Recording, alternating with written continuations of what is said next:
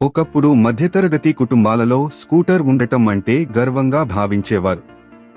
కానీ 1990ల నాటికి బైకులు స్కూటర్ల స్థానాన్ని ఆక్రమించసాగాయి. ముఖ్యంగా భారతదేశంలో జీ మోటార్ సైకిల్స్ మరియు హీరో హోండా బైకులు అద్భుతంగా ప్రజాదరణ పొందాయి.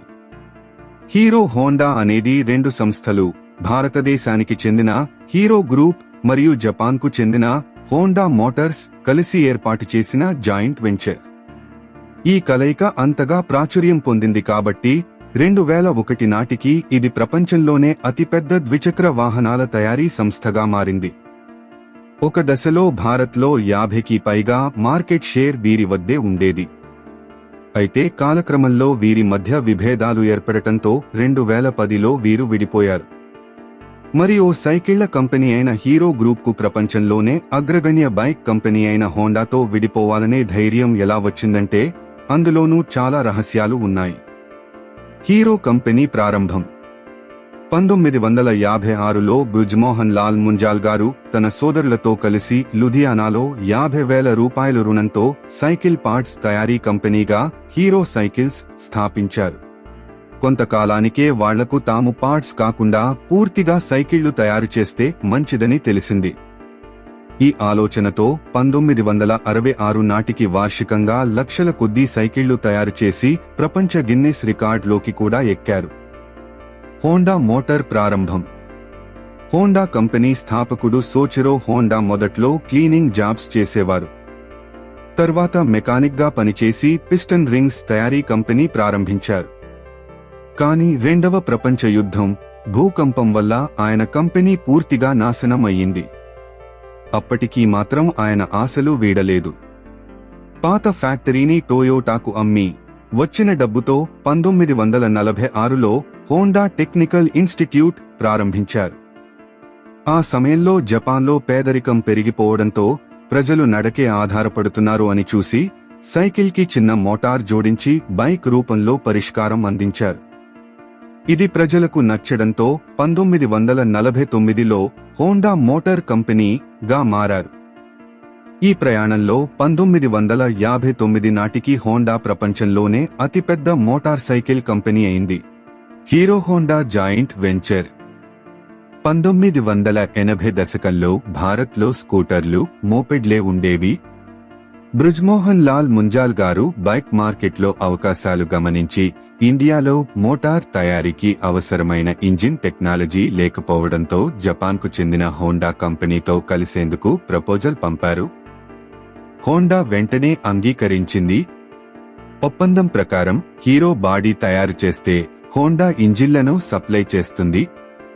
మరో షరతు ప్రకారం ఈ రెండు కంపెనీలు ఒకరికి వ్యతిరేకంగా ప్రొడక్ట్స్ మార్కెట్లోకి తేవకూడదు. 1985లో మొదటి బైక్ సిటీ 100 విడుదలయ్యింది.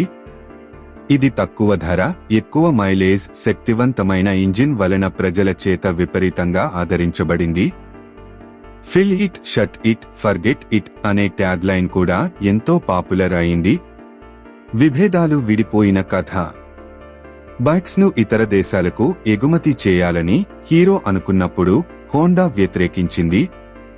హోండాకు అప్పటికే గ్లోబల్ మార్కెట్లో స్థిరపడ్డ బ్రాండ్ ఉండటంతో తమ మార్కెట్ ప్రభావితమవుతుందని భావించింది. ఇక దీనికి తోడు 1999లో హోండా భారత్లో Honda motor cycle scooter India HMSI పేరుతో స్వతంత్రంగా వ్యాపారాన్ని ప్రారంభించింది. ఇది ఒప్పందానికి విరుద్ధంగా ఉండటంతో హీరోకి తీవ్ర నష్టం వాటిల్లింది. ఈ పరిణామాల నేపథ్యంలో హీరో తనదైన ఇంజిన్ తయారీకి అడుగులు వేసింది. చివరికి 2010లో వీరి భాగస్వామ్యం ముగిసింది. హోండా తన 26% షేర్లు విక్రయించి హీరో మోటోకార్ప్గా పేరుమారింది. విడిపోయిన తర్వాత పరిస్థితి. విడిపోవడం అనంతరం హీరో మోటోకార్ప్కి చాలానే సవాళ్లు ఎదురయ్యాయి. 2014లో రాజస్థాన్లోని నిమరానాలో ప్రొడక్షన్ ప్లాంట్, జైపూర్లో ఆర్&డి సెంటర్ ఏర్పాటు చేశారు.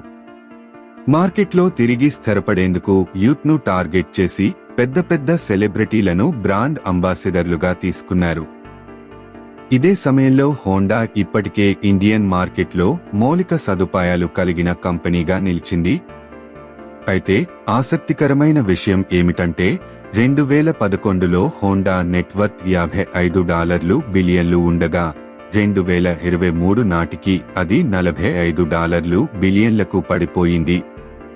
కానీ హీరో మోటోకార్ప్ $7 బిలియన్ నుండి $7.5 బిలియన్లకు ఎదిగింది. ప్రస్తుతం భారతదేశ ద్విచక్ర వాహన మార్కెట్లో హీరోకు 35% షేర్ ఉంది, హోండాకు 25%. 2022లో హీరో 53 లక్షల బైక్స్ విక్రయించగా హోండా 40 లక్షల బైక్స్ విక్రయించింది. 2019లో 78 లక్షల బైకులు అమ్మి గిన్నిస్ రికార్డు కూడా సొంతం చేసుకుంది.